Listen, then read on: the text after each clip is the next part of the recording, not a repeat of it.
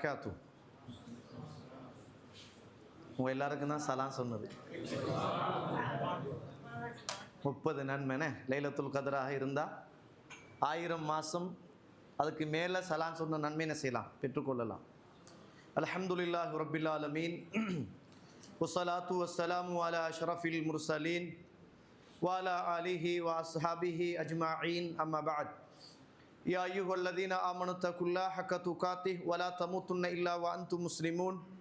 யா அய்யுஹன் நாஸ் இத்தகூ ரப்பக்குமுல்லதீ ஹலகக்கும் மின் நஃப்ஸின் வாஹிதா வ ஹலக மின்ஹா ஸௌஜஹா வ பத்த மின்ஹுமா ரிஜாலன் கதீரன் வ நிஸாஅ வத்தகுல்லாஹல்லதீ தஸாஅலூன பிஹி வல் அர்ஹாம் இன்னல்லாஹ கான அலைக்கும் ரகீபா.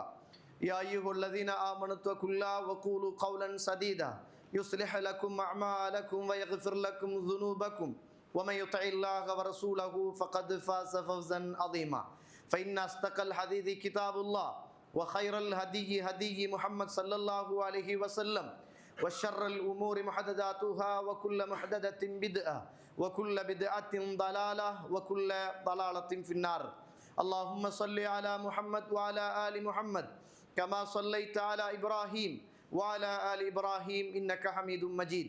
எல்லாம் வல்ல அல்லாஹ்வுடைய திருநாமம் போற்றி ஆரம்பம் செய்கின்றேன்.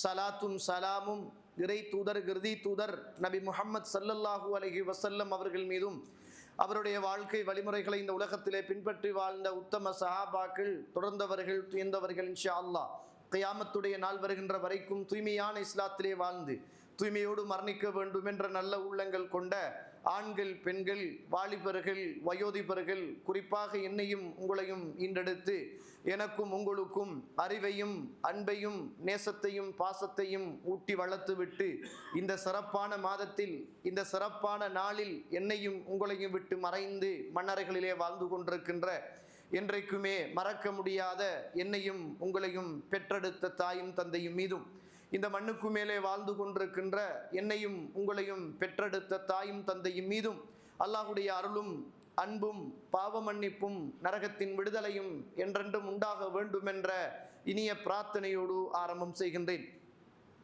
கண்ணியத்திற்கும் பெருமதிப்புக்கும் உரிய இஸ்லாமிய சகோதர சகோதரிகளே, அல்லாஹ்வுடைய நல்லடியார்களே, அல்லாஹ் என் மீதும் உங்கள் மீதும் கொண்ட பேர் அருள், அவனுடைய ரஹ்மத் மீண்டும் ஒரு முறை ரமலானை சந்தித்து அந்த ரமலானில் ஒற்றைப்படையான நாளில் கடைசி 10 அல்லாஹ்வுடைய மாளிகையிலே இரவு நேரம் விழித்திருந்து கொஞ்ச நேரம் இறைவனுக்காக நானும் நீங்களும் நின்று நிமிர்ந்து சுஜுதுகள் செய்து கியாமுல் லைல் என்று சொல்லுகிற அந்த புனிதமான ஒரு வணக்கத்தை நிறைவேற்றி விட்டு அல்லாஹுவையும் அல்லாஹுடைய தூதரையும் பற்றி கேட்கவும் பேசவும் நானும் நீங்களும் இந்த இடத்திலே அமர்ந்து கொண்டிருக்கின்றோம். கண்ணியத்துக்குரிய இஸ்லாமிய உறவுகளே, இது மிக ஒரு சிரமமான ஒரு நேரம். கண்கள் தூக்கத்தை அழைக்கிற நேரம், சோர்வு தானாக உடல்கள் சோர்வை நோக்கி பயணிக்கின்ற ஒரு நேரம். ரசூலுல்லாஹ் ஸல்லல்லாஹு அலைஹி வஸல்லம் அவர்கள் சஹாபாக்கள்கிட்ட ஒரு கேள்வி கேட்டாங்க. சுவர்க்கவாதிகள் தூங்குவாங்களா அப்படின்னு கேட்டாங்க. தூங்குவாங்களா இல்லையா? சுவர்க்கவாதிகள் தூங்குவாங்களா அப்படின்னு கேட்டாங்க சஹாபாக்கள்கிட்ட. அப்போ சஹாபாக்கள் நம்மளை மாதிரி என்ன சொன்னாங்க? தூங்குவாங்க தான். என்ற சுவர்க்கத்தில் சும்மா விழிச்சிட்டே இருந்தால் அது ஒரு லைஃப் தானே, சுவர்க்கம் என்பது ஒரு வாழ்க்கை. ஆனால் ரசூலுல்லாஹ் சொன்னாங்க, அந்நௌம் அகுல் மௌத், தூக்கம் என்பது மரணத்தின் சகோதரன், தூக்கம் என்பது மரணத்துடைய சகோதரன். சுவர்க்கத்தில் சுவர்க்கவாதிகள் யாருமே தூங்க மாட்டார்கள் நாங்கள் ரசூலுல்லாஹ் ஸல்லல்லாஹு அலைஹி வஸல்லம். தூக்கம் என்பது மனிதனுடைய பலவீனம். அல்லாஹு தஆலா லா தஅஹுதுஹு சினத்தும் வலா நௌம், அவனுக்கு சிறு தூக்கமோ பெருந்தூக்கமோ அல்லாஹுக்கு கிடையாது. சுவர்க்கத்தில் சுவர்க்கவாதிகள் என்ன செய்ய மாட்டாங்க? தூங்க மாட்டாங்க.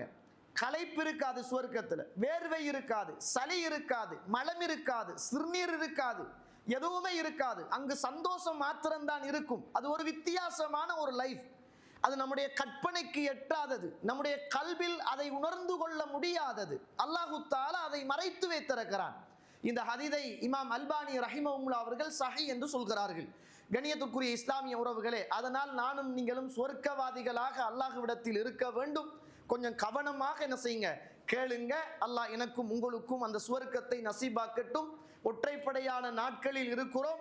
அல்லாஹு தஆலா லைலத்துல் கத்ரை அடைந்து கொள்ளக்கூடிய அந்த உன்னதமான ஒரு உயர்ந்த மனிதர்களில் அல்லாஹ் என்னையும் உங்களையும் ஆக்கட்டும். கண்ணியத்திற்குரிய இஸ்லாமிய உறவுகளே, அல்லாஹ்வுடைய நல்லடியார்களே, ஒரு நாள் அபூபக்கர் சித்தீக் ரலியல்லாஹு அன்ஹு அவர்கள் திருமிதியில 3558வது செய்தியாக பதிவு செய்யப்பட்டிருக்கிறது. சஇத் அலல் மிம்பர், மிம்பர்ல ஏறுறாங்க. மிம்பர்ல ஏறின உடனே ரசூலா மௌத்தா போயிட்டாங்க. மௌத்தாகியதற்கு பிறகு மிம்பரில் ஏறுகிறார்கள். ஏறின உடனே பக்கா, மிம்பரில் இருந்து அழுகிறார்கள். மிம்பரிலே இருந்து அழுகிறார்கள். அழுது விட்டு சொல்றாங்க, அல்லாஹ்வுடைய தூதர் இந்த உலகத்தில் உயிரோடு வாழுகின்ற ஒரு நாள் இப்படியான மிம்பரில் ஏறினார்கள், அதனால் நானும் மிம்பரில் ஏறுகிறேன். அல்லாஹ்வுடைய தூதர் ஒரு நாள் மிம்பரில் இருந்து அழுதார்கள், நானும் இப்போது அழுகிறேன். அல்லாஹ்வுடைய தூதர் மிம்பரிலே இருந்து சொன்னார்கள், சலுல்லாஹல் அஃவ வல் ஆஃபியா, அல்லாஹ்விடத்தில் நீங்கள் மன்னிப்பையும் ஆஃபியத்தையும் நீங்கள் கேளுங்கள் என்று அல்லாஹ்வுடைய தூதர் சொன்னார்கள் என்று மிம்பரிலே இருந்து சொல்லிவிட்டு சொன்னார்கள், இந்த உலகத்தில் ஒரு மனிதனுக்கு மரணம் எப்படி உறுதியோ அதற்கு பிறகும் அதற்கு முன்னரும் இந்த உலகத்தில் ஒரு மனிதனுக்கு கிடைக்குகின்ற மிக சிறந்த, மரணத்துக்கு பின்னர் கிடைக்குகின்ற மிக சிறந்த வாழ்க்கை என்பது ஆஃபியத்தோடு சேர்ந்த வாழ்க்கை என்றார்கள் அபூபக்கர் சித்தீக் ரலியல்லாஹு அன்ஹு அவர்கள். கண்ணியத்துக்குரிய இஸ்லாமிய உறவுகளே, நாங்க இந்த உலகத்துல அடிக்கடி கேள்விப்படுகிற சொல்லுத்தான் இந்த ஆஃபியத் என்று சொல்லுகிற சொல். ஆஃபியத்தா இருக்கிறீங்களா, நல்லா இருக்கிறீங்களா, உடலெல்லாம் நல்லா இருக்குதா அப்படின்னு நம்ம கேட்போமே, அதுக்கு அரபுல ஆஃபியத் அப்படின்னு சொல்லுவாங்க. ஆனா நம்ம நினைத்துக் கொள்கிறோம் இந்த ஆஃபியத் என்பது நோயில்லாத ஒரு வாழ்க்கை அப்படி என்று நம்ம நினைத்துக் கொள்கிறோம். ரசூலுல்லாஹ் ஸல்லல்லாஹு அலைஹி வஸல்லம் இந்த உலகத்தில் வாழ்ந்த காலத்தில் ஆஃபியத்தை நீங்கள் அல்லாஹ்விடத்தில் கேளுங்கள் என்றாங்க. ஆனா நம்ம யாருமே ஆஃபியத்தை கேட்கறல்ல. ஆரோக்கியமா இருக்கக்குள்ள நமக்கு என்னத்துக்கு ஆஃபியத் அப்படி என்றுதான் நினைக்கிறோம். ஆஃபியத் என்பது ஆரோக்கியத்துக்கு மாத்திரம் சொல்லப்படுறது அல்ல தோழர்களே. ஆஃபியத் என்பது ஆரோக்கியமான வாழ்வுக்கு மாத்திரம் சொல்லப்படுவது அல்ல. இந்த உலகத்தில் வாழுகிற வாழ்வுக்கு மாத்திரம் சொல்லப்படுவது அல்ல. இந்த உலகத்தை விட்டும் நாம் பிரிந்ததற்கு பிறகு வாழுகின்ற வாழ்வுக்கும் சேர்த்துத்தான் ஆஃபியத் என்பதை நானும் நீங்களும் மறந்துவிடக் கூடாது. ஒரு தடவை அப்பாஸ் ரலியல்லாஹு அவர்கள் அல்லாஹ்வுடைய தூதர்கிட்ட வாராங்க. 3514வது செய்தி திருமிதியிலே பதிவு செய்யப்பட்ட செய்தி. வாராங்க, வந்து கேட்கிறாங்க, அல்லாஹ்வுடைய தூதரே, நான் அல்லாஹ்விடத்தில் ஏதாவது கேட்க வேண்டும் என்றால் நான் எதை கேட்க வேண்டும் அப்படின்னு கேட்டாங்க. ரசூலுல்லாஹ் சொன்னாங்க, ஃபஸ்அலில்லாஹல் ஆஃபியா, நீங்க ஆஃபியத்தை அல்லாஹ் கிட்ட கேளுங்கன்றாங்க. கொஞ்ச நாள் கழித்தது, துஆ கேட்கிறார்கள். திரும்ப வாராங்க, அல்லாஹ்வுடைய தூதரே, நான் அல்லாஹ்விடத்தில் பிரார்த்தனை செய்ய வேண்டுமாக இருந்தால் நான் எதை கேட்க வேண்டும் என்று கேட்டார்கள். ரசூலுல்லாஹ் சொன்னாங்க, அல் ஆஃபியா, ஆஃபியாவை நீங்கள் கேளுங்கள் என்றாங்க. அப்ப ரசூலுல்லாஹ் ஸல்லல்லாஹு அலைஹி வஸல்லம் சொன்னதுக்கு பிறகு திரும்ப போறாங்க. திரும்ப 3வது தடவை வாரார், அல்லாஹ்வுடைய தூதரே, நான் அல்லாஹ்விடத்தில் பிரார்த்தனை செய்ய வேண்டுமாக இருந்தால் நான் எதை கேட்க வேண்டும் யா ரசூலுல்லாஹ் அப்படி என்று கேட்டாங்க. அப்ப ரசூலுல்லாஹ் சொன்னாங்க, ஃபஸ்அலில்லாஹல் ஆஃபியா ஃபித் துன்யா வல் ஆখিরা, இந்த உலகத்திலும் எனக்கு ஆஃபியத்தை தா, என்னுடைய மரணத்துக்கு பின்னர் உள்ள வாழ்க்கையிலும் எனக்கு ஆஃபியத்தை தா என்று நீங்கள் கேளுங்கள் என்றாங்க ரசூலுல்லாஹ் ஸல்லல்லாஹு அலைஹி வஸல்லம். இந்த ஆஃபியத்தை புரிந்து கொள்றதுக்கு இந்த செய்தியை பாருங்க. உங்கள் எல்லாருக்குமே தெரிந்த ஒரு செய்தி, நம்மட வாப்பா மரணித்தால், நம்மட உம்மா மரணித்தால், நம்மட உறவுகள் மரணித்தால், ஊரில் உள்ளவர்கள் மரணித்தால் அவர்களை கஃன் செய்வோம். அவர்களை 4 பேர்கள் தோள்களிலே வைத்து சுமந்து வருவோம். மஸ்ஜிதிலே வைத்து அவர்களுக்காக தொழுகை நடத்துவோம். அந்த தொழுகையில் நாங்கள் 3 தக்பீர்கள் 4 தக்பீர்கள் சொல்லுவோம். இதனால தான் ஒரு வேளை நம்ம கபறுகள் உள்ள மஸ்ஜிதிலும் தொழக்கூடான்னு சொல்றது. நம்மட வாப்பாவை முன்னுக்கு வச்சு நம்ம தொழுகிற தொழுகையில சுஜூது செய்ய மாட்டோம், ருக்கு செய்ய மாட்டோம், வெறுமனே தக்பீரை மட்டும்தான் கட்டுவோம். என்ற வாப்பா எனக்கு சுத்தம், என்ற உம்மா எனக்கு சுத்தம், என்ற உறவுகள் எனக்கு சுத்தம், என்னோடு அக்கம் பக்கத்தில் வாழ்ந்தவர்களை எனக்கு தெரியும். அப்படிப்பட்ட தெரிந்த மனிதர் மரணித்ததற்கு பிறகு மஸ்ஜிதிலே கொண்டு வந்து அவருக்காக இறுதியாக தொழப்படுகிற அந்த தொழுகையில் நானும் நீங்களும் ஒரு காலமும் அவரை முன்னுக்கு வைத்துக் கொண்டு அதிலே சுஜூதும் கிடையாது, அதிலே ருக்குவும் கிடையாது. அது ஒரு பிரார்த்தனை, அது ஒரு பிரார்த்தனை. அதனாலதான் முதலாவது தக்பீர்ல சூரத்துல் ஃபாத்திஹா அல்லாஹ்வை புகழ்றோம்.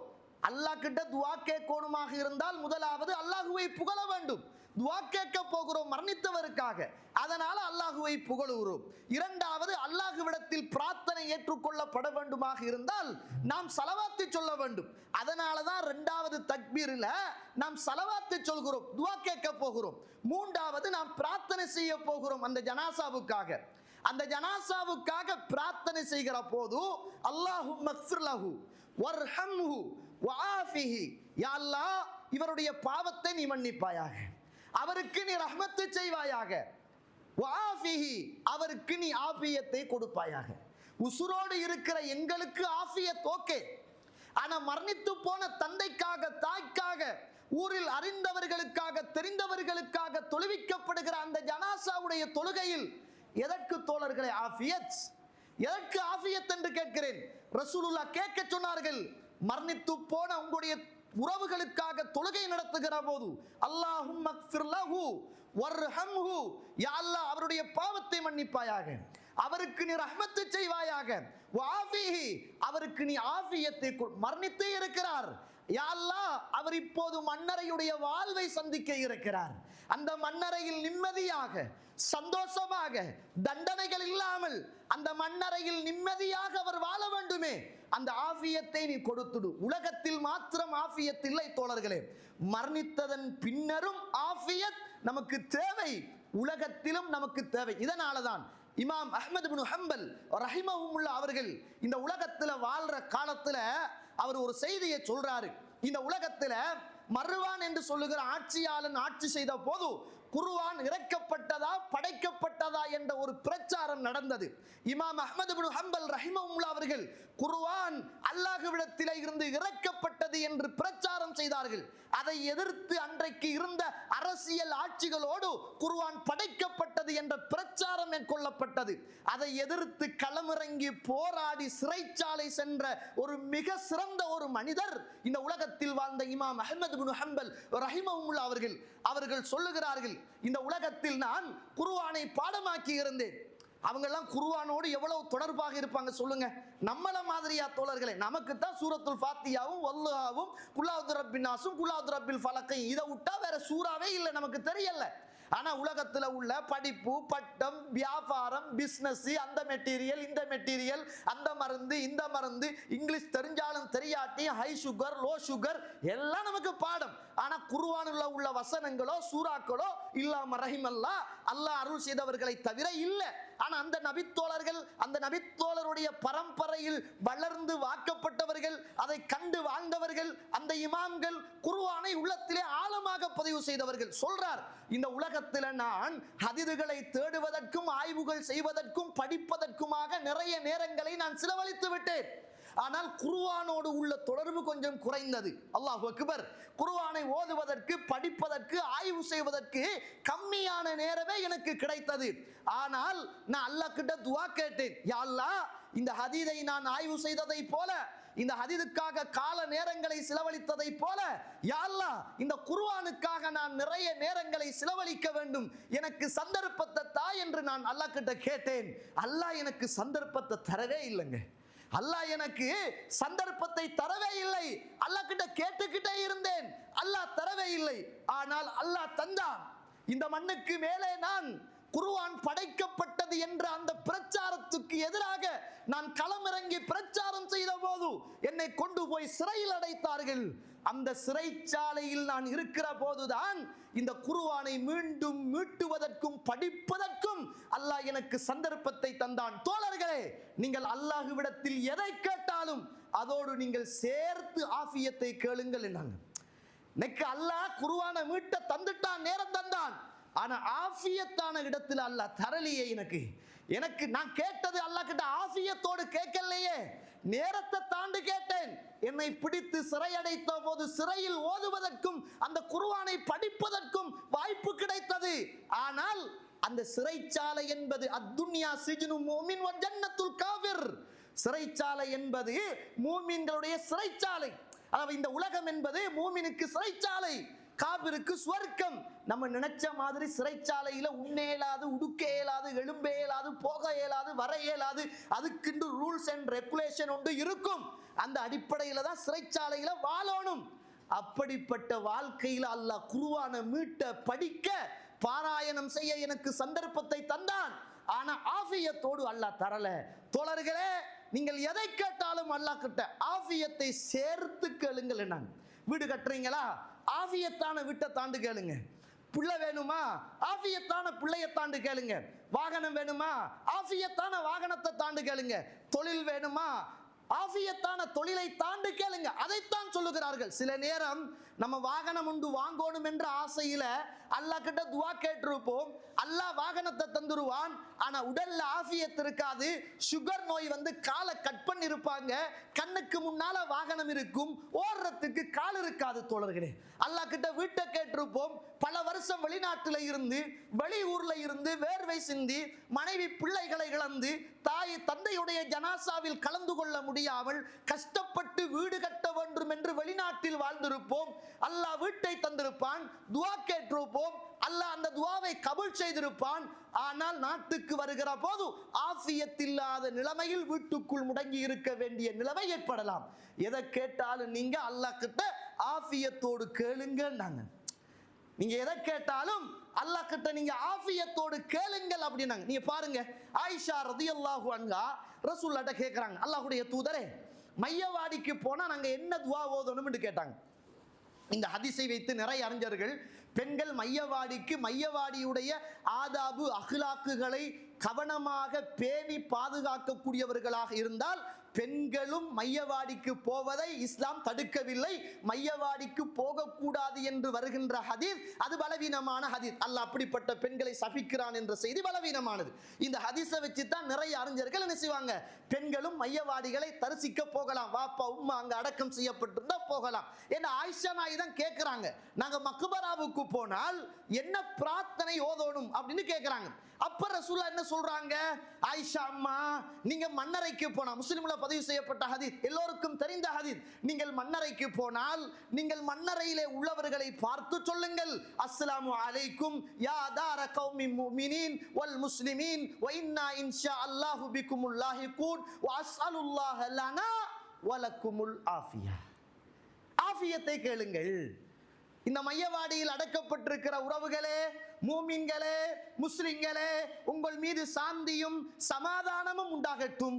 அல்லாஹ் நாடினால் நாங்களும் உங்களோடு வந்து சேர்ந்து விடுவோம். அஸ்அலுல்லாஹ லனா வ லக்குமுல் ஆஃபியா. எங்களுக்காகவும் மன்னரையில் வாழுகின்ற உங்களுக்காகவும் அல்லாஹ்விடத்தில் ஆஃபியத்தை கேட்கிறேன் என்று ஆயிஷா அம்மா அங்கு போனா ஓதுங்கன்னாங்க. அதைத்தான் நம்ம எல்லாரும் போனாலும் ஓத வேண்டிய பிரார்த்தனை, மன்னரையில உள்ளவர்களுக்கும் ஆஃபியத், மண்ணுக்கு மேலே உள்ள எங்களுக்கும் ஆஃபியத்தை கேளுங்கள் என்னாங்க. நம்ம எவ்வளவோ துவா கேட்கிறோம். நம்ம எல்லாரும் அல்லாஹ் அருள் செய்தவர்களை தவிர ஆஃபியத்தோடு சேர்த்து கேட்கிறல்ல, ஆஃபியத்தோடு சேர்த்து கேட்கணும் என்பதை இஸ்லாம் எனக்கும் உங்களுக்கும் சொல்கிறது. யாராவது ஒருவர் புதிதாக இஸ்லாத்துக்கு வந்தால் அல்லாஹ்வுடைய தூதர் அவருக்கு முதலாவது தொழுகையை கற்றுக் கொடுப்பார்கள். அது முடிந்தவுடன் அடுத்த கட்டமாக ரசூலுல்லாஹ் அவருக்கு சொல்லிக் கொடுக்குகிற பிரார்த்தனை முஸ்லிமிலே பதிவு செய்யப்பட்ட செய்தி, அல்லாஹும்ம ஃபிர்லி வர்ஹம்னி வஆஃபினி வஹ்தினி வர்சுக்னி. அல்லாஹும்ம ஃபிர்லி, யா அல்லாஹ் என்னுடைய பாவத்தை மன்னிப்பாயாக, என்னுடைய பாவத்தை மன்னிப்பாயாக, வர்ஹம்னி எனக்கு நீ ரஹ்மத்து செய்வாயாக, வஆஃபினி எனக்கு நீ ஆஃபியத்தை தருவாயாக, வர்சுக்னி எனக்கு நீ ரிஸ்க்ல விசாலத்தை ஏற்படுத்துவாயாக, உணவை தருவாயாக, வஹ்தினி நேரான பாதையை எனக்கு தரும். இஸ்லாத்துக்கு வந்த உடனே முதலாவதாக அல்லாஹ்வுடைய தூதர் ஒரு மனிதருக்கு கற்றுக் கொடுக்குகிற முதலாவது பிரார்த்தனையே இதுதான். ரசூலுல்லாஹ் சொன்னாங்க, நீங்கள் யார் அல்லாஹ்விடத்தில் இந்த 4 வார்த்தைகளை அல்லாஹும்ம ஃபிர்லி வர்ஹம்னி வாஃபினி வர்சுக்னி இதை யார் கேட்கிறார்களோ இந்த உலகம், மறுமை, இது எல்லாத்தையும் இந்த பிரார்த்தனை சேர்த்துக் கொள்ளும் என்னாங்க ரசூலுல்லாஹ் ஸல்லல்லாஹு அலைஹி வஸல்லம். முஸ்லிம்ல பதிவு செய்யப்பட்ட செய்தி. நம்ம கேட்கிறோம், நான் நிறைய துவா கேட்கிறோம், மனைவிக்காக கேட்கிறோம், நமக்காக கேட்கிறோம், பிள்ளைகளுக்காக கேட்கிறோம், ஊரில் உள்ளவர்களுக்காக கேட்கிறோம், உறவுகளுக்காக கேட்கிறோம். ஆனா நம்ம யாருமே என்ன செய்யறல்ல, ஆஃபியத்தோடு சேர்த்து கேட்கிறல்ல. ஆஃபியத் என்பது இந்த உலகத்தில் வாழுகின்ற எனக்கும் மண்ணறையில் வாழுகின்ற மனித உறவுகளுக்கும் இன்றியமையாத ஒன்று. அதை பிரார்த்தனையில செய்யுமாறு அல்லாஹ்வுடைய தூதர் எனக்கும் உங்களுக்கும் சொல்லித் தருகிறார்கள் என்பதை நானும் நீங்களும் மறந்துடக்கூடாது. எனவே நம்ம எந்த துவா கேட்டாலும் லைலத்துல் கத்ரை எதிர்பார்த்திருக்கிறோம், அல்லாஹ் கிட்ட தௌபாக்கள் செய்கிறோம், உலக விஷயங்களை கேட்கிறோம், மறுமையுடைய விஷயங்களை கேட்கிறோம், நிறைய அழுகிறோம், நிறைய கத்துகிறோம், நிறைய சுஜூதுகளை நீளமாக்குகிறோம். எல்லா சந்தர்ப்பத்திலும் அல்லாஹ்விடத்தில் நாம் ஆஃபியத்தை கேட்க வேண்டும் என்பதை மறந்துடக்கூடாது. ஆனா நம்ம எப்பையும் எப்படி இருக்கிறீங்கன்னு கேட்டா, மாஷா அல்லாஹ், ஏதோ அல்லாஹு தாலா ஒரு கஷ்டத்தை தந்தான், ஆனா இப்ப நல்லா இருக்கிறேன். நம்ம அல்லாஹ்வை குற்றவாளி ஆக்கிட்டு தான் சுத்தவாளி ஆக்குறது. நம்மகிட்ட உள்ள மிக கெட்ட குணம் அதுதான். எப்படி இருக்கிறீங்க? வாப்பு பெரிய ஒரு கஷ்டத்தில் அல்லாஹ் போட்டான், அல்லாஹ் பாதுகாத்துட்டான். நீங்க செஞ்ச வட்டி உங்களுக்கு ஞாபகம் இருக்காது, நீங்க செய்த பாவம் உங்களுக்கு ஞாபகம் இருக்காது. சலஃப் அறிஞர்கள் சொல்லுவாங்க, நான் ஒரு பாவத்தை செய்வேன், அந்த பாவத்துடைய தண்டனையை என்ற மனைவியிலும் பிள்ளையிலும் நான் பார்ப்பேன். நான் ஒரு தப்பு செஞ்சுட்டு வந்துட்டேன்டா, அதுக்கான தண்டனையை என்ற வீட்டில் உள்ள பிள்ளைகளையும் மனைவியிலையும் நான் பார்ப்பேன். நாங்கள் சலஃப் அறிஞர்கள். நம்ம ஒரு தப்பும் செய்யாத மாதிரித்தான் அல்லாஹ்வை குற்றவாளி ஆக்குறது. எப்படியாப்பா இருக்கிறீங்க? நல்லா தான் இருக்கிறேன், மாஷா அல்லாஹ். ஏதோ அல்லாஹ் தாலா கஷ்டத்தை தந்தா இப்ப நல்லா ஆக்கிட்டான்.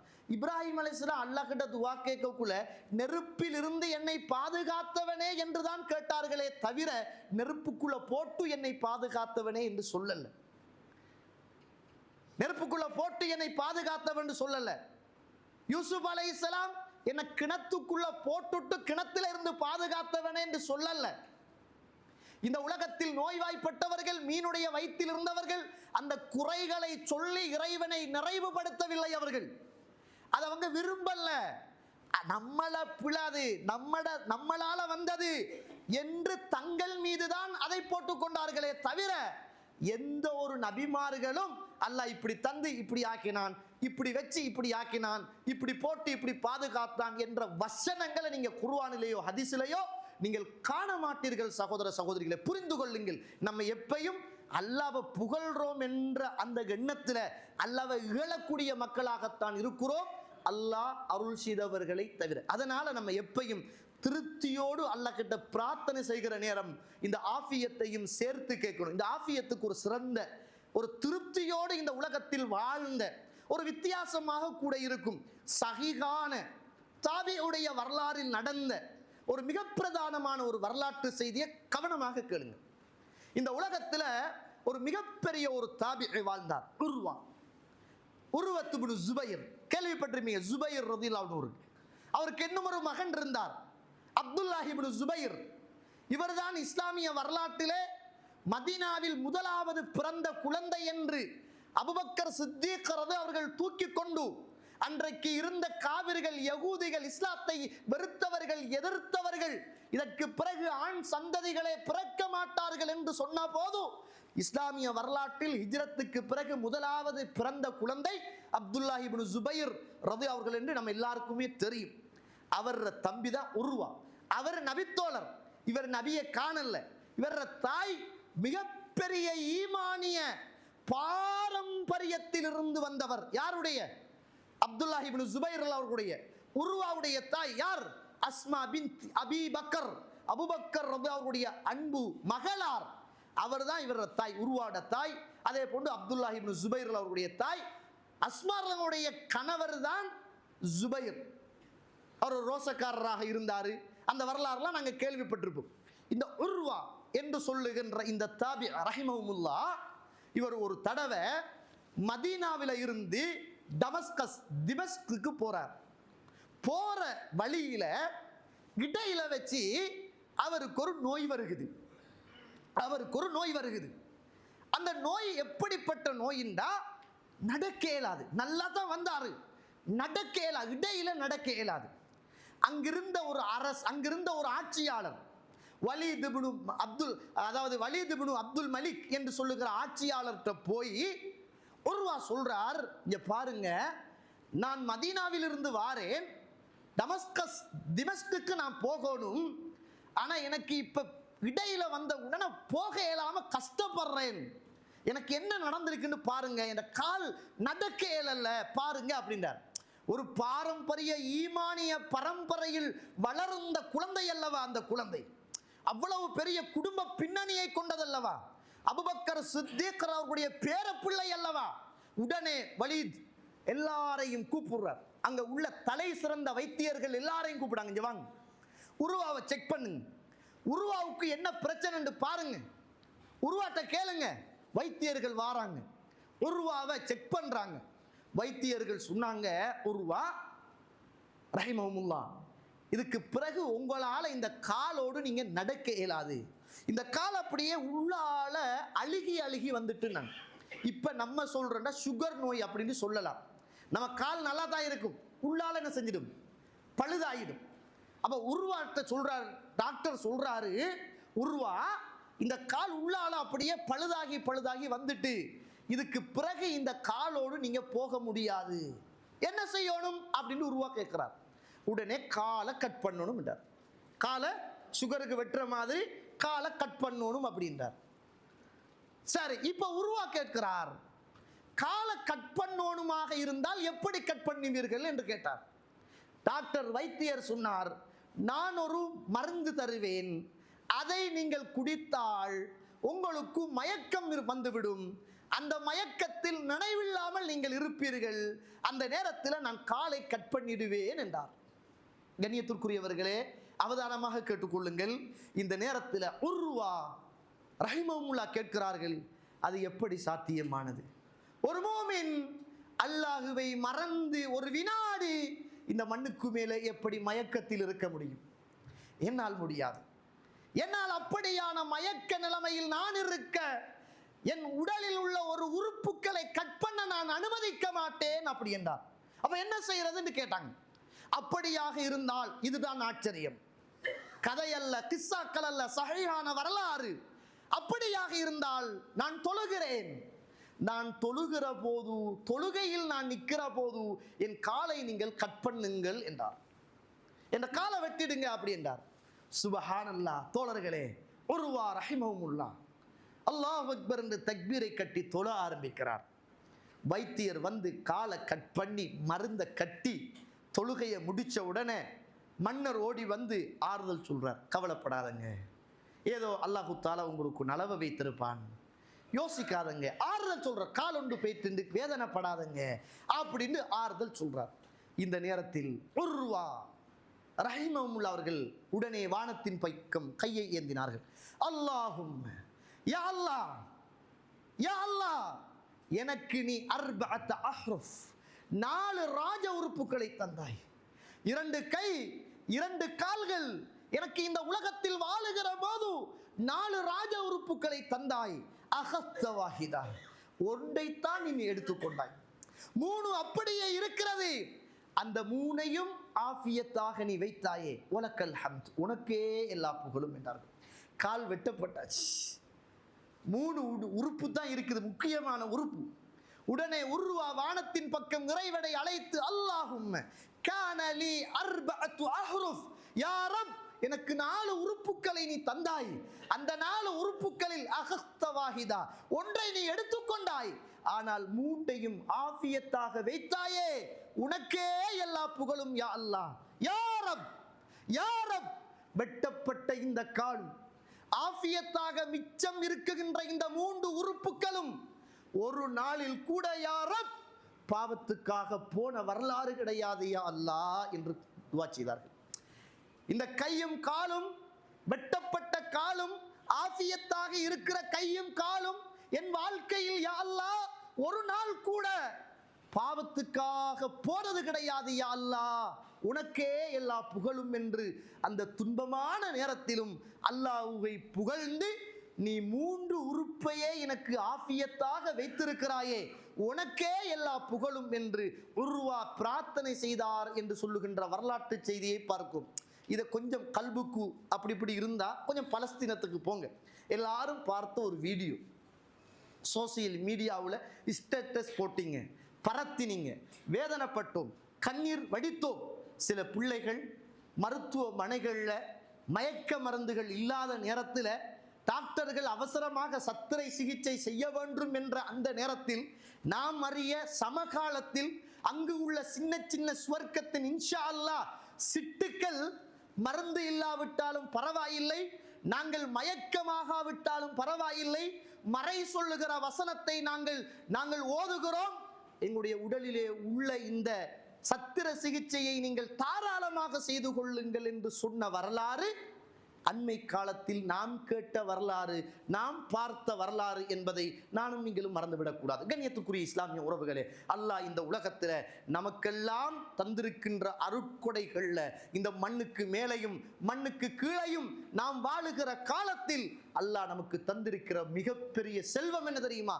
இந்த ஆஃபியத். அதனால தான் ரசூலுல்லாஹ் சொன்னாங்க, சஹாபாக்கள் சொன்னாங்க, தாபியங்களுடைய வாழ்க்கையில பார்க்கிறோம், நீங்க எதை கேட்டாலும் அல்லாஹ் கிட்ட ஆஃபியத்தோட நீங்க கேளுங்க. இன்றைக்கு நிறைய பேர் ஆஃபியத் இல்லாம எத்தனையோ பேர் வீட்டில் இருக்கிறாங்க, நம்ம ஆஃபியத்தோடு இருக்கிறோம். எத்தனையோ பேர் இன்றைக்கு ஆஃபியத் இல்லாம வைத்தியசாலைகள் இருக்கிறாங்க, இன்றைக்கு நாம் ஆஃபியத்தோடு இருக்கிறோம். அதை நினைச்சு ஒரு நாளைக்கு அல்லாஹ்வுக்கு நன்றி சொன்ன நாவு, நன்றி சொன்ன நாவும் அல்லாஹ் அருள் செய்தவர்களை தவிர, எப்பையும் கண்ணாடிக்கு முன்னாடி நின்று குறை தேடுவதை போல நம்ம எப்பையும் நம்மட மனசோடு நம்ம தனிய செல்ஃப் டோக் நாங்களே பேசிக்கொள்றது, குறையத்தானே பேசிக்கொள்றோம். அல்லாஹ் நமக்கு தந்திருக்கின்ற நிறைவுகளை நாம் நினைத்து பார்த்த ஒரு நாளைக்கு கேன்சர் ஹாஸ்பிட்டலுக்கு போய் பாருங்க, எத்தனை பேர் விரல் இல்லை, மூக்கு இல்லை, கண் இல்லை, காது இல்லை, முடி இல்லை, எத்தனை பேர் எப்படியெல்லாம் வாழுகிறார்கள் தோழர்களே. அல்லாஹ் அத்துணை பேருக்குள்ளே நம்மளை நிம்மதியாக ஆஃபியத்தாக வைத்தானே, அல்ஹம்துலில்லாஹ். எத்தனை பேர் இன்னும் தன்னுடைய மலங்களை பின்னால் கழித்து கொள்ள முடியாமல் மலப்பைகளை கைகளிலே வைத்துக் கொண்டு மலம் வருகிற போது சிப்புக்களை திறந்து வெளியில் வீசிவிட்டு மீண்டும் தன் குடல்களோடு சேர்த்துக் கொள்ளுகிற நோயாளிகள் ஆயிரம் பேர் இருக்கிறார்களே. அல்லாஹ் நம்மளை எல்லாம் அதில் இருந்து பாதுகாத்து ஆஃபியத்தோடு அல்லாஹ் வாழ வைத்திருக்கிறானே, அல்ஹம்துலில்லாஹ் சும்ம அல்ஹம்துலில்லாஹ். எத்தனையோ பேர்கள் கண்கள் இல்லாமல், காதுகள் இல்லாமல், கால்கள் இல்லாமல் இன்னொருவருடைய துணையோடு வாழ்ந்து கொண்டிருக்கிறார்களே. இந்த உலகத்தில் ரசூலுல்லாஹ் அத்தஹியாத்துல கேட்ட மிகப்பெரிய துஆக்கள்ல ஒன்றுதான் மின் அர்தலில் உமர், தள்ளாடுகின்ற அல்லது ஹரம், அந்த கிழட்டு முதுமையில இருந்து என்ன பாதுகாத்துடுன்னு கேட்டாங்க ரசூலுல்லாஹ். நம்ம கேட்கிறோம் இல்லை, பயம் நமக்கு மௌத்தா பேத்துடுவோம் பயம், முதுமையிலிருந்து என்ன பாதுகாத்துன்னு ரசூலுல்லாஹ் கேட்டாங்க. நமக்கு பயம், ஒருவேளை கேட்டு அல்லாஹ் கபூல் செஞ்சுட்டான் மௌத்தா பேத்துடுவோமே முதுமையில கேட்டு, அப்படி பயம். ரசூலுல்லாஹ் சொல்றாங்க தள்ளாடுகிற அப்படிப்பட்ட மின் அர்தலில் உமர், அதுல இருந்து யா அல்லாஹ் என்ன பாதுகாருன்னு கேட்டாங்க ரசூலுல்லாஹ் ஸல்லல்லாஹு அலைஹி வஸல்லம். 63 வயசுல ஆரோக்கியமாக இருக்கிற நேரத்தில் அல்லாஹ்விடத்தில் போய் சேர்ந்து விட்டாங்க ரசூலுல்லாஹ் ஸல்லல்லாஹு அலைஹி வஸல்லம். 50வது வயதுல தான் யுத்தத்துக்கு போனாங்க. நம்ம 40 வயதுல ஹாஸ்பிட்டல்ல நிக்கிறோம், யூரின் எடுத்துக்கிட்டு, ரத்தம் எடுத்துக்கிட்டு, சுகரை நானே குத்தி எனக்கு செக் பண்ணி கொண்டு, பிரஷரை நானே அடிச்சு எனக்கு பார்த்து கொண்டு, உனக்கு 250, எனக்கு 350, உனக்கு கூட எனக்கு குறைய. நம்மட பிரச்சனை இதுதான். ஆஃபியத் இல்லாத நிறைய வாழ்க்கையை இன்று நாம் வாழ்ந்து கொண்டிருக்கிறோம். ஆனால் ஆஃபியத்தை தா என்று அல்லாஹ்விடத்தில் இறை தூதர் கேட்க சொன்ன பிரார்த்தனையை நானும் நீங்களும் மறந்து வாழ்ந்து கொண்டிருக்கிறோம் என்பதை என்ன செய்யக்கூடாது, நானும் நீங்களும் மறந்து விடக்கூடாது. கண்ணியத்துக்குரிய இஸ்லாமிய உறவுகளே, அல்லாஹ்வுடைய நடிகர்கள், இந்த உலகத்தில் நம்ம எதை கேட்டாலும் அல்லாஹ் கிட்ட ஆஃபியத்தோட கேட்கணும், ஆஃபியத்தாக இருக்கணும் என்று அல்லாஹ் கிட்ட பிரார்த்தனை செய்யணும். அல்லாஹ்வுடைய தூதர் இந்த உலகத்தில் கற்றுக் கொடுத்த பிரார்த்தனைகள்ல ஆஃபியத்தை தான் கற்றுக் கொடுத்தாங்க. தூங்குற நேரம் அல்லாஹ்வுடைய தூதர் செய்த பிரார்த்தனைகளை நீங்க பார்த்தால் ஆஃபியத்தை கேட்டுக்கிட்டு தான் தூங்குவாங்க. எழும்புற நேரம் அல்லாஹ்வுடைய தூதர் ஓதிய பிரார்த்தனையை பார்த்தால் ஆஃபியத்தை சொல்லிக்கிட்டு தான் என்ன செய்வாங்க, அல்லாஹ்வுடைய தூதர் எழும்புவாங்க. நமக்கு துவாவும் இல்லை, நமக்கு எழும்புற துவாவும் ஞாபகம் இல்லை. நம்ம தூங்குற நேரம் நமக்கு வைஃபு பக்கத்தில் இல்லாட்டியும் பரவாயில்ல, வைஃபை தான் நமக்கு பக்கத்தில் இருக்கும். நெஞ்சில நிறைய நேரங்கள்ல நம்மட பாசமான மனைவி தூங்குறல்ல, நிறைய நேரங்கள்ல நெஞ்சில நம்மட வைஃபை தான் என்ன செய்யுது, தூங்கி கொண்டிருக்குது. அல்லாஹ் அருள் செய்தவர்களை தவிர இன்னைக்கு நம்மட வாழ்க்கை அப்படித்தான் இருக்கிறது, சரியான பிஸி. ஆனா ஒன்றுமில்லை, இரவு நேரத்தில் தூங்குற நேரம் இறைவன் தந்த கண்ணால் 1000 பாவங்கள் செய்கிறோம். சில நேரங்களில் லைலத்துல் கதரை அடைய வேண்டும் என்று வந்தவர்கள் கூட வெளியில போய் வாட்ஸ்அப்லையும் யூடியூப்லையும் ஃபேஸ்புக்லையும் டிக்டாக்லையும் அதைத்தான் இன்னைக்கு பார்க்குறோம். ஜும்மாவுக்கு வார உறவுகள் கூட கொஞ்சம் இமாம் கொஞ்சம் லேட் ஆயிட்டாருன்னு சொன்னா அப்பயும் என்ன செய்கிறோம், அந்த வாட்ஸ்அப்பை நோண்டிக்கிட்டு ஃபேஸ்புக்கை நோண்டிக்கொண்டு அல்லாஹ்வுடைய மாளிகையில ஆஃபியத்தை கேட்க வேண்டிய நேரத்தில் அருவருப்பான செயல்களைத்தான் நானும் நீங்களும் பார்த்து கொண்டிருக்கிறோம், அல்லாஹ் அருள் செய்தவர்களை தவிர. கணியத்துக்குரிய இஸ்லாமிய உறவுகளே, அதனால தான் சொல்லுவாங்க, இந்த நிழலுடைய அருமை வெயில் வந்தா தான் விளங்கும். இப்ப நமக்கிட்ட இருக்கிற இந்த ஆரோக்கியம் போயிட்டுண்டுங்க, இல்லாம ஆயிட்டுண்டுங்க, அப்ப என்ன செய்யும், நமக்கு புரியும் என்பதை மறந்துவிடக்கூடாது. அதனால தான் இமாம் இப்னு கையிம் ரஹிமஹுல்லாஹ் அவர்கள் சொன்னார்கள், லா தஹ்கிரன்ன துனூப ஸிகார், சின்ன பாவம் தானே அப்படி என்று நீங்க நினைக்காதீங்க, சின்ன சின்ன பாவம் தானே என்று நீங்கள் நினைக்காதீர்கள். இன்ன துனூப ஸிகாரி, நிச்சயமாக சின்ன சின்ன பாவங்கள் எல்லாமே ருசுலு துனூபில் கிபார், பெரிய பாவத்துடைய தூதுவர்கள் என்னாங்க. சின்ன சின்ன பாவம் அப்படி என்றெல்லாம் நீங்க நினைக்காதங்க. நீங்க செய்கின்ற சின்ன சின்ன பாவம் எல்லாம் உங்களை பெரிய பாவத்துக்கு கொண்டு போகிற ஒரு தூதுவர். எப்படி கப்பல் கடலில் நிற்கிற போது சின்ன சின்ன புல்லுகள் சேர்ந்து அந்த மிகப்பெரிய கப்பலையே நித்தாட்டுகின்ற பெரும் கயிறுகள் உருவாக்கப்படுகிறதோ, அதே போன்றுதான் நீங்கள் செய்கின்ற சின்ன சின்ன தவறுகளும் பாவங்களும் உங்களை பெரும் பாவத்துக்கு கொண்டு போய் சேர்த்து விடும் என்று இமாம் இப்னு கையும் ரஹிமஹுல்லாஹ் அவர்கள் சொன்ன வரலாறை நானும் நீங்களும் பார்க்கிறோம். எவ்வளவு அழகான வார்த்தைகள் தோழர்களே. நம்ம எல்லாம் சின்ன பாவம், அது கணக்கே இல்லை, அதுக்கு தௌபா செய்யவே தேவையில்லை. ஆனால் இன்றைக்கு நம்ம செய்கிற அவ்வளவு பாவம் பெரிய பாவம். அல்லாஹ் தஆலா தந்த கண்ணால, காதால, மூக்கால, வாயால, கையால அல்லாஹ் அருள் செய்தவர்களை தவிர அது பாவம் உண்டே விளங்குதில்லை. நம்ம பாவம் உண்டா நினைச்சுக்கிறது இந்த விபச்சாரம், குடி. ஏன்னா அதுவும் இந்த நாட்டில் உள்ள சட்டத்தை நீங்க பார்த்தா அங்கால போய் குடிச்சிட்டு வா, ஆனா கொண்டு வராது. இது என்ன சட்டம் முடிவுக்கு விளங்கல விளங்கிச்சார, அங்க போய் நீ வேண்டிய மட்டும் குடி, ஆனா நீ கார்ல கொண்டு வந்து இங்க குடிக்க கூடாது. தாசமா போன சட்டங்கள் வாப்பாவே. இந்த சட்டம் என்னதான் இது, என்ன மனித சிந்தனைகளுக்கு இந்த சட்டங்கள். நான் காரைக்காலில் தான் ஒரே ஒரு இடத்துல பார்மசி ஒரு பக்கத்தில், அதே வழியில மது, ரெண்டையும் ஒன்றில் வச்சுக்க, நோய்க்கும் நோய்க்கான மருந்து. அல்லாஹ் அக்பர். அப்படியே போகக்குள்ள பார்மசி, அங்கால போனா மதுபான சாலை. அல்லாஹ் அக்பர். இன்றைக்கு நம்ம பாவத்தை நம்ம தேடி போகாட்டியும் நம்மளை பாவம் தேடி வருகின்ற ஒரு காலகட்டத்தில் வாழ்ந்து கொண்டிருக்கிறோம். அதனால அல்லாஹ் கிட்ட நானும் நீங்களும் எப்படியெல்லாம் பிரார்த்தனை செய்கிறோமோ அந்த பிரார்த்தனைகள்ல இந்த ஆஃபியத்தையும் சேர்த்து அல்லாஹ் கிட்ட பிரார்த்தனை செய்ய வேண்டிய மிகப்பெரிய கடமையில் நானும் நீங்களும் இருக்கிறோம் என்பதை என்ன செய்யக்கூடாது, மறந்து விடக்கூடாது. கண்ணியத்துக்குரிய இஸ்லாமிய உறவுகளே, அல்லாஹ்வுடைய நடிகர். அதனால இந்த உலகத்துல நானும் நீங்கள், இந்த உலகத்துல ஒரு மனிதன் தன்னை திருத்தி கொள்ளணும், தன்னை மாற்றி கொள்ளணும் என்றால் அவன் ஒரு 3 சாட்சியத்தை முன்னிறுத்தணும். அதனால தான் இமாம் ஷாஃபிஈ ரஹிமஹுல்லாஹ் அவர்கள் சொன்னார்கள், ஆயத்தும் ஃபில் குர்ஆன், குர்ஆனிலே ஒரே ஒரு வசனம் இருக்கிறது, குர்ஆனில் ஒரே ஒரு வசனம் இருக்கிறது, சஹ்முன் ஃபீ கல்பி ஸாலிம், அநியாயம் செய்த மனிதனுடைய உள்ளத்துக்கு அது ஈட்டியால் எறிவதை போல, வபல்சமுன் ஃபீ கல்பில் மதுலூம், அநியாயம் இழைக்கப்பட்ட மனிதனுக்கு அது ஒத்தனம் போடுவதை போல. என்ன அழகான வார்த்தை. ஒரே ஒரு வசனம், பெரிய வசனம் அல்ல, ஒரு சிறியதொரு வசனம். அந்த வசனம் ஒன்றே போதும், அநியாயக்காரனுக்கு ஈட்டியினால் எறிவதை போல அந்த வசனம் இருக்கிறது. அநியாயம் இழைக்கப்பட்டவனுக்கு ஒத்தனம் கொடுப்பதை போல குர்ஆனில் ஒரே ஒரு வசனம் இருக்கிறது. அதுதான் சூரத்துல் மரியமுடைய 64வது வசனம், வமா கான ரப்புக நசியா, உன் ரப்பு எதையும் மறந்தவன் அல்ல, உன் ரப்பு எதையும் மறந்தவன் அல்ல. யௌம நஃப்திமு அலா அஃப்வாஹிஹிம் வ துகல்லிமுனா ஐதீஹிம் வ தஷ்ஹது அர்ஜுலுஹும் பிமா கானூ யக்ஸிபூன்.